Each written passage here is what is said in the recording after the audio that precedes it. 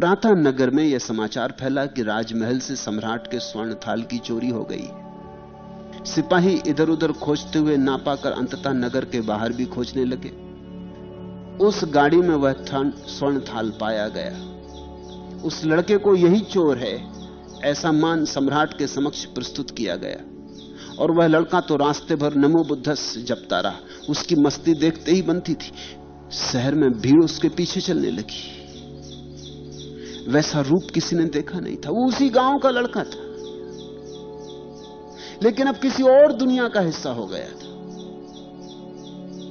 उसका बाप भी भीड़ में चलने लगा। वो बाप भी बड़ा चकित हुआ, इस लड़के को क्या हो गया है। ये अपना नहीं मालूम होता, ये तो कहीं बहुत दूर मालूम होता है, ये कुछ और मालूम होता है। इसको हमने पहले कभी इस तरह देखा नहीं। सिपाही हथकड़ियां डाले थे, लेकिन अब कैसी हथकड़ियां। सिपाही उसे महल की तरफ ले जा रहे थे, लेकिन वो जरा भी शंकित नहीं था। अब कैसी शंका, अब कैसा भय। वो मग्न था। सिपाही थोड़े बेचैन थे और परेशान थे, और भीड़ बढ़ने लगी। और जब सम्राट के सामने लाया गया तो सम्राट तक भौचक्का रह गया। जो देखा उसने सामने, सम्राट था बिंबिसार। उस समय का बड़ा प्रसिद्ध सम्राट था। बुद्ध के पास जाता भी था, बुद्ध से ध्यान की बातें भी सुनी थी। जो बुद्ध में देखा था, जो बुद्ध के कुछ खास शिष्यों में देखा था, उसकी ही झलक, और बड़ी ताजी झलक, जैसे झरना अभी फूटा हो, फूल अभी खिला हो, इस लड़के में थी। वह उस लड़के को पूछा कि हुआ क्या है, ये थाल तूने चुराया। उस लड़के ने सारी कथा कह दी कि हुआ ऐसा। मैं नमो बुद्धस कहते कहते सो गया, सोया भी जागा भी, मानो न मानो ऐसा हुआ। मुझसे भी कोई पहले कहता तो मैं भी न मानता कि सोना और जागना एक साथ हो सकता है, मगर ऐसा हुआ। कुछ बातें ऐसी हैं जो हों तभी मानी जा सकती हैं, न हो तो मानने का कोई उपाय नहीं। उसने कहा आप भरोसा कर लो, ऐसा हुआ। मेरे आसपास कुछ लोग आके नाचने लगे। मैंने आंख खोली, उनको नाचते देखकर मैं भी मस्त हुआ। मैंने सोचा शायद ये भी नमो बुद्धाय का पाठ कर रहे, तो मैं फिर नमो बुद्धाय का पाठ करने लगा। फिर पता नहीं उन्हें क्या हुआ, वो मेरे चरण दाबने लगे, भोजन लाए, थाली लाए, मुझे भोजन करवाया, मुझे सुलाया, रात भर मेरे पास खड़े दिए, पहरा देते रहे। सुबह इस थाली को गाड़ियों में छिपा के भाग गए। फिर आपके सिपाही आए, फिर तो कथा आपको मालूम है, इसके बाद की कथा आपको मालूम है। सम्राट उसे लेकर भगवान बुद्ध के पास गया।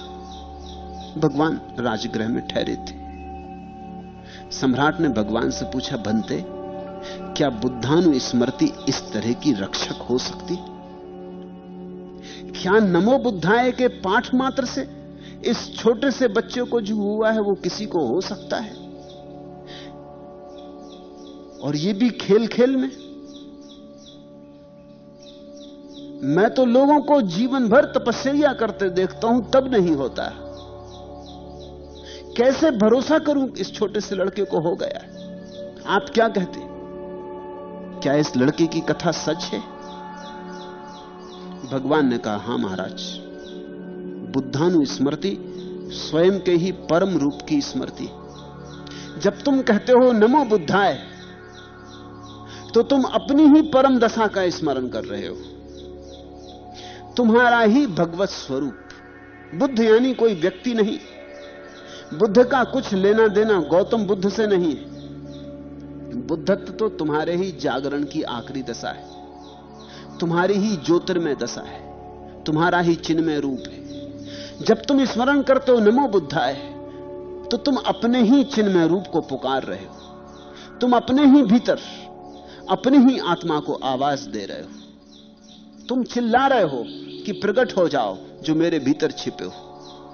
नमो बुद्धाय किसी बाहर के बुद्ध के लिए समर्पण नहीं, अपने अंतरतम में छिपे बुद्ध के लिए खोज। और अगर कोई सरल चित्त हो तो जल्दी हो जाता है। इसलिए जल्दी हो गया। ये छोटा बच्चा है, सरल चित्त। तपस्वी सरल चित्त नहीं है, बड़े कठिन है, बड़े कठोर है, और वासना से भरे, लोभ से भरे। ध्यान करने चले हैं, लेकिन ध्यान में भी पीछे लक्ष्य बना हुआ है। इसने बिना लक्ष्य के किया, इसलिए हो गया। इसे सहज समाधि लग गई। नमो बुद्धस्य या बुद्धानु स्मृति स्वयं के ही परम रूप की स्मृति है। वह सतह के द्वारा अपनी ही गहराई की पुकार है। वह परिधि के द्वारा केंद्र का स्मरण है। वो बाह्य के द्वारा अंतर की जागृति की चेष्टा है। उसके अतिरिक्त और कोई शरण नहीं है, उसके अतिरिक्त और कोई मार्ग नहीं है। वही मृत्यु से रक्षा और अमृत की उपलब्धि बनती। और तब उन्होंने ये गाथाएं कही। सुप्त बुद्धम पबुझन्ति सदा गौतम सावका एसम देवाचारत्तो चा नित्यम बुद्ध गता सती। सुप्त बुद्धम पबुझन्ति सदा गौतम सावका एसम देवाचारत्तो चा नित्यम धम्म गता सती। सुप्त बुद्धम पबुझन्ति सदा गौतम सावका एसम देवाचारत्तो च नित्यम संघ गता सती। जिनकी स्मृति दिन रात सदा बुद्ध में लीन रहती है, वे गौतम के शिष्य सदा सुप्रबोध के साथ सोते और जागते। जिनकी स्मृति दिन रात सदा बुद्ध में लीन रहती, जो सदा याद करते भगवत्ता का, बुद्धत्व का, जो सदा अपने जीवन को एक ही दिशा में समर्पित करते चलते, जिनके जीवन में एक ही अनुष्ठान है कि कैसे जाग जाएं, जो हर स्थिति और हर उपाय को जागने का ही उपाय बना लेते, जो हर अवसर को जागने के लिए ही काम में ले आते, जो राह के पत्थरों को भी सीढ़ियां बना लेते और एक ही लक्ष्य रखते हैं कि भगवान के मंदिर तक पहुंचना है। और मंदिर उन्हीं के भीतर है। अपनी ही सीढ़ियां चढ़नी, अपनी ही देह को सीढ़ी बनाना, अपने ही मन को सीढ़ी बनाना और जागरूक होकर निरंतर धीरे धीरे स्वयं के भीतर सोए हुए बुद्ध को जगाना है। जिनकी स्मृति दिन रात सदा बुद्ध में लीन रहती है, वे गौतम के शिष्य सदा सुप्रबोध के साथ सोते और जागते। ऐसा ही नहीं कि वे जागते में जागते रहते हैं, वे सोते में भी जागते हैं।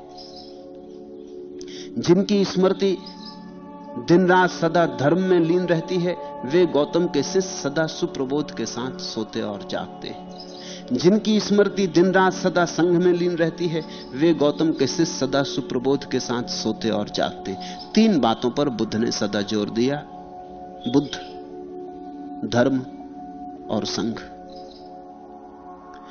बुद्ध का अर्थ है जिनमें धर्म अपने परिपूर्ण रूप में प्रकट हुआ है। काश तुम ऐसे व्यक्ति को पालो जिसके जीवन में धर्म तुम्हें लगे कि साकार हुआ है, तो धन्यभागी हो। जिसके जीवन से तुम्हें ऐसा लगे कि धर्म केवल सिद्धांत नहीं है, जीती जागती स्थिति है, तो बुद्ध कहते हैं उस व्यक्ति के स्मरण से लाभ होता है जो जाग गया है। क्योंकि जब तक तुम जागे हुए व्यक्ति के पास न हो, तब तक तुम कितना ही सोचो, तुम्हें जागरण का कोई आधार नहीं है। तुम निराधार हो। तुम्हारे भीतर संदेह बना ही रहेगा, पता नहीं ऐसी अवस्था होती है या नहीं होती, पता नहीं। शास्त्र कहते जरूर, लेकिन ऐसा कभी किसी को हुआ है या कपोल कल्पना है या पुराण कथा है? बुद्ध के पास जाने का अर्थ इतना ही है कि देखकर कि मेरे ही मांस मज्जा हड्डी से बने हुए आदमी में, मेरे जैसे ही आदमी में कुछ हुआ है जो मुझसे अतीत है। ठीक मेरे जैसा ही आदमी है, कुछ भेद नहीं। जहां तक चमड़ी मांस मज्जा का संबंध, ठीक मेरे जैसा है। बीमारी आएगी तो इसे भी लगेगी, जन्मा मेरी तरह, मरेगा भी मेरी तरह। सब सुख दुख इसी तरह घटते हैं, लेकिन फिर भी इसके भीतर कुछ घटा है जो मेरे भीतर नहीं घटा। अगर मेरे ही जैसे मांस मज्जा से बने आदमी के भीतर ये दिया जल सकता है, तो मेरे भीतर क्यों नहीं? तब एक प्यास उठती, अदम्य प्यास उठती, तब एक पुकार उठती जो तुम्हें झकझोर देती। सत्संग का यही अर्थ है।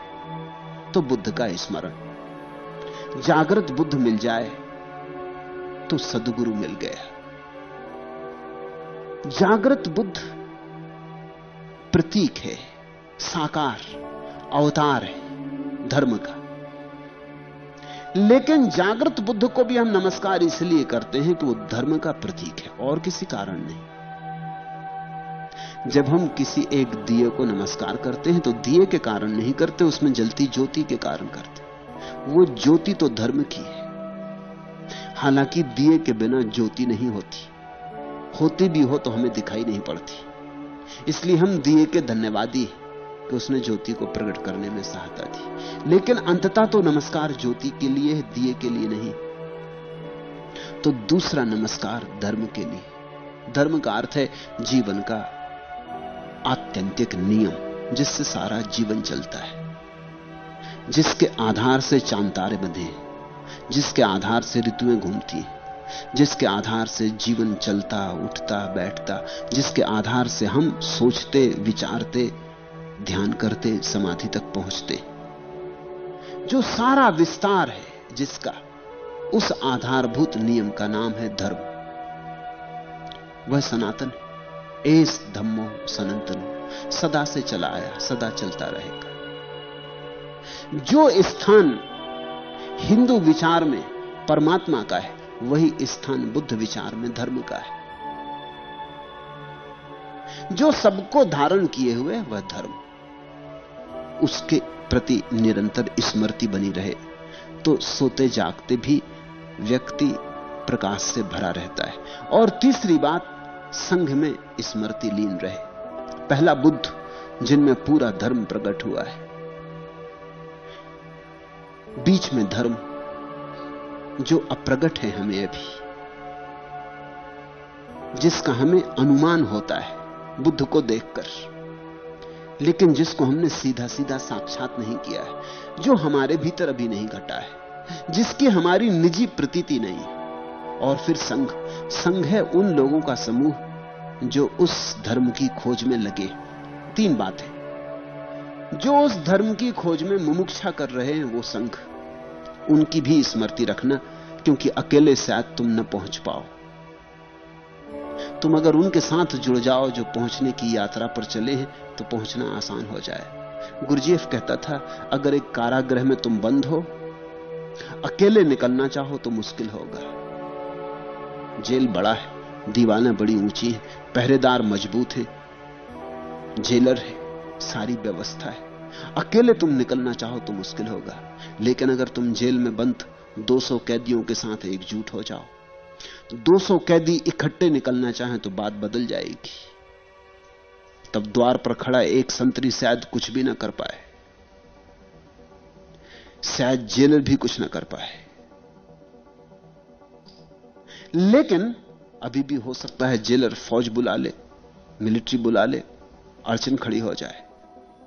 अगर तुम जो भीतर 200 कैदी बंद हैं, तुम इकट्ठे हो गए और तुमने बाहर किसी से संबंध बना लिया जो जेल के बाहर है, तो और आसानी हो जाएगी, क्योंकि वो आदमी ठीक से पता लगा सकता है कौन सी दीवार कमजोर है, किस दीवार पर कम पहरा रहता है, किस दीवार से मिलिट्री बहुत दूर है, कौन से समय पर पहरा बदलता है, कब रात पहरेदार सो जाते हैं, ये तुम तो पता ना लगा सकोगे, क्योंकि दीवार के बाहर जो हो रहा है वो दीवार का बाहर जो है वही जान सकता है। तो अगर तुम्हारा दीवार के बाहर से किसी से संबंध हो जाए, फिर अगर दीवार के बाहर जिससे तुम्हारा संबंध हो वो ऐसा हो जो खुद भी कभी इस कारागृह में कैदी रह चुका हो, तो और भी लाभ है, क्योंकि उसे भीतर का भी पता है, कहां से द्वार हैं, कहां से दरवाजे हैं, कहां से खिड़कियां हैं, कहां से सींचे काटे जा सकते हैं, किस पहरेदार को रुस्वत खिलाई जा सकती है, कौन सा जेलर कमजोर है, कौन सा जेलर रात में शराब पी के मस्त हो जाता है, भूल भाल जाता है। बुद्ध का अर्थ है ऐसा व्यक्ति जो इस संसार में बंद था, ठीक तुम जैसा, अब बाहर हो गया है, उससे साथ जोड़ लो। संघ से संबंध है, उन लोगों से साथ जोड़ लो जो अभी जेल में तुम्हारे साथ बंद हैं, उनके साथ इकट्ठे हो जाओ। मुझसे लोग पूछते हैं कि आप सन्यास देकर गैरिक लोगों की जमात क्यों पैदा कर रहे हैं? यह संघ है। अकेले अकेले आदमी कमजोर है, संघ साथ मजबूत हो जाता। जो एक ना कर सके 10 कर सकेंगे, जो 10 ना कर सकें 100 कर सकेंगे, जो 100 ना कर सकें 1000 कर सकेंगे। जैसे जैसे तुम संगठित होते चले जाते हो, तुम्हारी अपनी कमजोरियां तुम्हारे संगी साथियों के बल के साथ संयुक्त हो जाती, तुम ज्यादा बलवान हो जाते। तब एक बड़ी लहर पैदा होती है जिस पर सवार हो जाना आसान है। तो बुद्ध ने कहा, बुद्ध का स्मरण जो रखता है, संघ का स्मरण जो रखता है, और दोनों के पार जो धर्म है उसका स्मरण जो रखता है, जिन्होंने पा लिया उनका स्मरण, जो पाने चल पड़े हैं उनका स्मरण, और जो पा लिया गया है उसका स्मरण। ये तीन महत्वपूर्ण स्मृतियां हैं। इनको बुद्ध ने त्रिरत्न कहा है, त्रिशरण कहा है। ये बुद्ध धर्म के तीन रत्न हैं। बुद्धम शरणम गच्छामि, संघम शरणम गच्छामि, धम्मम शरणम गच्छामि। सुप्त बुद्धम पबुझंती सदा गौतम सावका, एसम देवाचारत्तो चा नित्यम कायगता सती। सुप्त बुद्धम पबुझंती सदा गौतम सावका, एसम देवाचारत्तो चा अहिंसाय रतो मना। सुप्त बुद्धम पबुझंती सदा गौतम सावका, एसम देवाचारत्तो चा भावनाय रतो मना। पहली तीन बातें अपने से बाहर के लिए, बुद्ध के लिए, संघ के लिए, धर्म के लिए।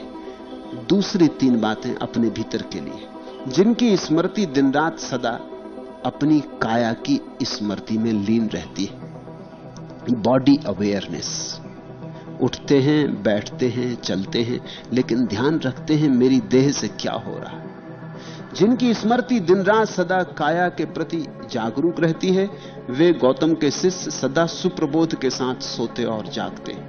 बुद्ध का इस पर बड़ा जोर था। काया हमारी पहली परत है, परत के परत, परत के भीतर परतें। काया पहली परत है, दूसरी परत विचार की है, तीसरी परत भाव की है। तीन परतें, शरीर, मन, हृदय।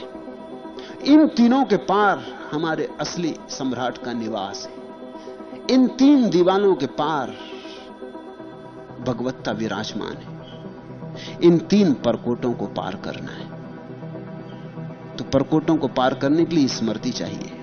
पहले काय स्मृति, उठो तो जानना कि उठे, बैठो तो जानना कि बैठे, भोजन करो तो जानना कि भोजन कर रहे हो, स्नान करो तो जानना कि स्नान कर रहे हो। तुम्हारा शरीर यंत्रवत ना रहे, तुम्हारे शरीर की प्रत्येक प्रक्रिया बोधपूर्वक होने लगे। कठिन है, भूल जाओगे, करना कोशिश।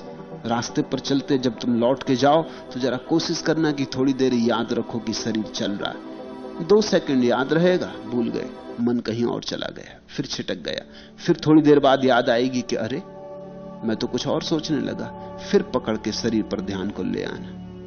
वर्षों की चेष्टा से काय स्मृति सधती, और जब काय स्मृति सध जाती तो जीवन में बहुत सी बातें अपने आप समाप्त हो जाती, जैसे क्रोध समाप्त हो जाएगा, काम वासना समाप्त हो जाएगी, लोभ समाप्त हो जाएगा, क्योंकि ये सब काया की बेहोशी है।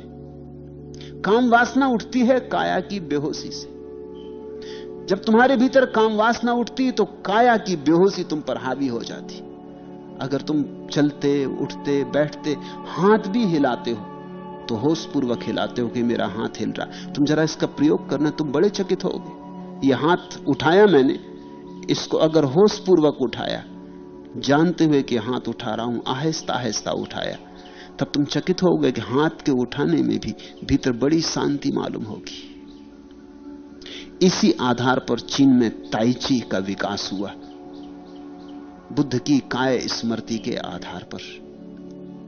प्रत्येक क्रिया शरीर की बहुत धीमे धीमे करना। बुद्ध कहते हैं अपने भिक्षु से आहिस्ता चलो, धीमे चलो, ताकि स्मृति साध सको। आहिस्ता आहिस्ता एक एक कदम उठाओ, जानते हुए उठाओ कि बायां कदम उठाया कि दायां कदम उठाया। अगर कोई वर्ष 2 वर्ष काय स्मृति में उतरे तो चकित हो जाता है। लोग पूछते हैं काम वासना कैसे छूटे। काम वासना सीधे नहीं छूटती, क्योंकि काम वासना काया के प्रति बेहोशी का हिस्सा है। जब काया की बेहोशी टूटती तो काम वासना छूटती, और क्रोध भी तभी छूटता है, आक्रामक भाव भी तभी छूटते हैं, हिंसा भी तभी छूटती। तो पहला काया के प्रति स्मृति। दूसरा, जिनका मन दिन रात सदा अहिंसा में लीन है, वे गौतम के शिष्य सदा सुप्रबोध के साथ सोते और जागते। दूसरी बात विचार। पहला बात देह, दूसरी बात मन। मन हिंसात्मक है। मन सदा ही हिंसा की सोचता है, किससे छीन लूं, किससे झपट लूं, किसको मजा चखा दूं। मन प्रतियोगिता है, कंपटीशन है, स्पर्धा है, एम्बिशन, महत्वाकांक्षा है। मन आक्रामक है। मन सदा आक्रमण की योजनाएं बनाता रहता है, कैसे मकान बड़ा कर लूं, कैसे जमीन बड़ी कर लूं, कैसे तिजोरी बड़ी कर लूं। स्वभावतः छीनना पड़ेगा, तभी कुछ बड़ा होगा। तो बुद्ध कहते हैं मन की हिंसा के प्रति जागो और अहिंसा के भाव में प्रतिष्ठा लाओ। यहां न कुछ कमाने जैसा है, न जोड़ने जैसा, न बढ़ाने जैसा। यहां सब बढ़ाया न बढ़ाया बराबर हो जाता है। यहां की दौलत दौलत नहीं, यहां का राज्य राज्य नहीं। अनाक्रमक बनो।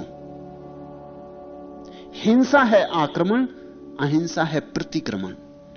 अंतर लौटो, बाहर मत जाओ, ठहरो भीतर। विचार के हिंसा को ठीक से समझो। जैसे जैसे विचार की हिंसा समझ में आएगी और अहिंसा का भाव तैरेगा भीतर, वैसे वैसे तुम पाओगे दूसरी परिधि भी टूट गई। फिर तीसरी परिधि है जिनका मन दिन रात सदा भावना में लीन रहता है। वे गौतम के शिष्य सदा सुप्रबोध के साथ सोते और जागते। फिर तीसरी भाव की दशा है, भावना की। बुद्ध ने उसे ब्रह्म विहार कहा है। उन भावनाओं में डूबो जो ब्रह्म के करीब ले आएंगी, जैसे करुणा, सहानुभूति, समानुभूति, दया। उन भावनाओं में डूबो जिनसे तुम दूसरों से टूटते नहीं, जुड़ते हो। उन भावनाओं में डूबो जिनसे धीरे धीरे तुम्हारे भीतर शांति और आनंद घना होता है। ब्रह्म में विहार करो, एक में विहार करो, अनेक का भाव छोड़ो। कोई मेरा शत्रु नहीं है, सभी मेरे मित्र हैं। मैत्री भावना, मित्रता का भाव फैलाओ। जो सुख मैं चाहता हूं वही सबको मिले, और जो दुख मैं नहीं चाहता हूं वह किसी को भी ना मिले। ऐसी भावनाओं में डूबो। धीरे धीरे भावना में डूबते डूबते तीसरी सीढ़ी भी पार हो जाती। काया की स्मृति, विचार की स्मृति, भावना की स्मृति, फिर भीतर महल में प्रवेश होता है। उस महल में प्रवेश करके तुम पाओगे बुद्ध को विराजमान। तुम्हें तुम्हारे बुद्ध से मिलन हो जाएगा। इसको बुद्ध ने कहा अप्पो दीपो भव, अपने दिए बन जाओ। फिर तुम अपने दिए बन जाओगे। राजा बिंबिसार को, इस लड़के को लाने के कारण बुद्ध ने यह सूत्र कहे। इस कहानी में मैंने एक छोटा सा फर्क किया है, उसकी मैं क्षमा याचना कर लूं, करना पड़ा। इतना सा फर्क किया है, पंडित और शास्त्री जनों को अड़चन होगी। फर्क यह किया है, कथा में ऐसा कहा गया है, कथा ऐसे शुरू होती कि राजगृह में दो लड़के थे। एक था सम्यक दृष्टि, दूसरा था मिथ्या दृष्टि। दोनों साथ खेलते थे। सम्यक दृष्टि खेलते समय नमो बुद्धस्य का पाठ करता था और मिथ्या दृष्टि नमो अरिहंताणम। इशारा साफ है। जिसने भी कथा रची होगी, लिखी होगी शास्त्र में, वो ये कह रहा है कि जो बुद्ध का स्मरण करता है वो तो पहुंच जाता है, जो महावीर का स्मरण करता है वो नहीं पहुंचता। जिसने कहानी लिखी होगी उसकी दृष्टि बड़ी क्षुद्र और सांप्रदायिक रही होगी। तो जो नमो बुद्धस्य का पाठ करता वो तो जीतता था, उसको कहा सम्यक दृष्टि।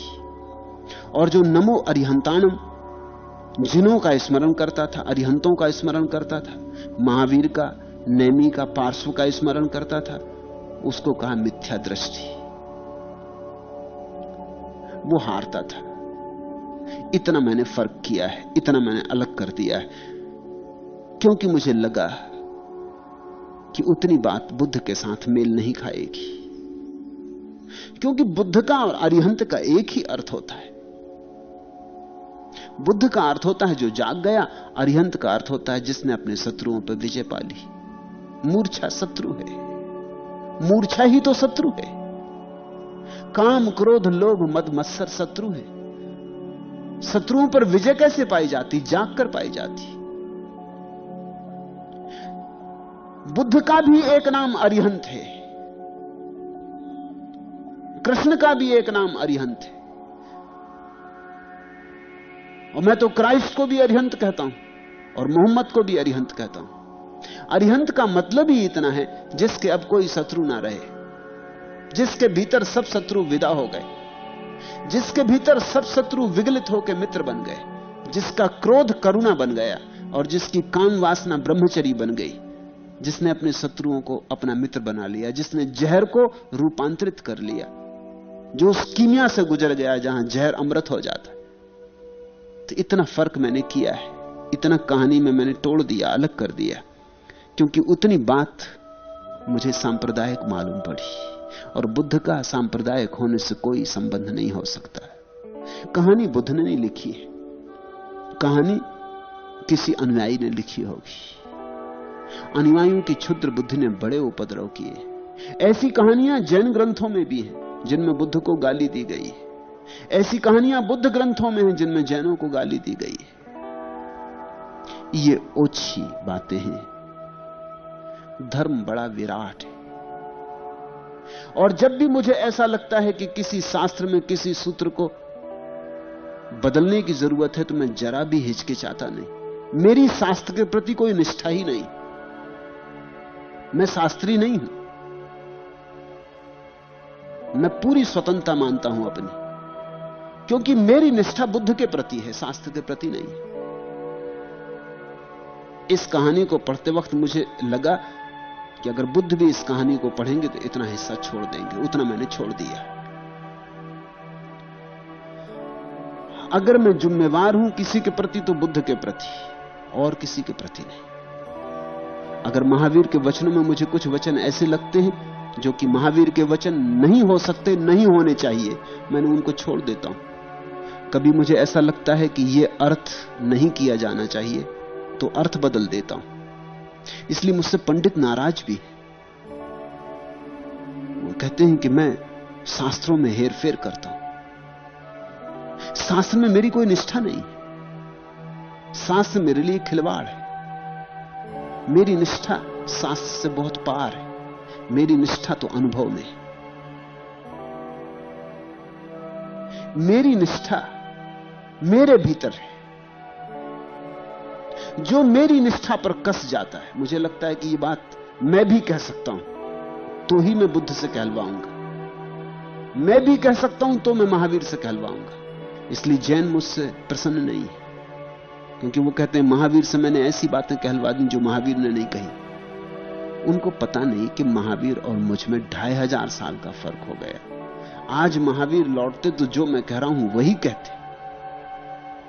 2500 साल बाद इतना फर्क ना पड़ता। महावीर जड़ बुद्धि नहीं थे, कोई ग्रामोफोन के रिकॉर्ड नहीं थे कि वही का वही दोहराते रहते। मुझसे बौद्ध नाराज। मैं नागपुर में ठहरा था तो एक बड़े बौद्ध भिक्षु हैं, बड़े पंडित हैं, आनंद कौशल्यायन, वो मुझे मिलने आए। उन्होंने कहा कि आप कुछ ऐसी बातें कहते हैं जो शास्त्र में नहीं है। किस शास्त्र में? आपने कुछ ऐसी बातें जोड़ दी हैं जो कहीं भी नहीं लिखी। मेरी जिंदगी शास्त्र पढ़ते हो गई। तो मैंने उनसे कहा, ना लिखी हो तो लिख लेनी चाहिए, क्योंकि शास्त्र किसी ने लिखे। तुम इतना और जोड़ लो। मैं बुद्ध का नया संस्करण हूं। संस्करणों में थोड़ा फर्क हो जाता है। वो तो बहुत नाराज हो गए, कहने लगे शास्त्र में कैसे कुछ जोड़ा जा सकता। मैंने कहा मैं जोड़ूंगा, मैं घटाऊंगा, क्योंकि जो बात मुझे लगती है ओछी है वो कैसे बुद्ध से कहलवाऊं? अन्याय हो जाएगा। उसके लिए बुद्ध फिर मुझे कभी क्षमा ना कर सकेंगे। पंडित नाराज हो जाएं मुझे जरा चिंता नहीं है, उनकी नाराजगी से क्या बनता बिगड़ता है। लेकिन बुद्ध के साथ कुछ अन्याय नहीं होना चाहिए, इसलिए मैंने इतना फर्क किया है। अन्यथा कहानी अद्भुत है, अन्यथा कहानी बड़ी प्यारी, बड़ी सूचक है। इस पर ध्यान करना। आज इतना है।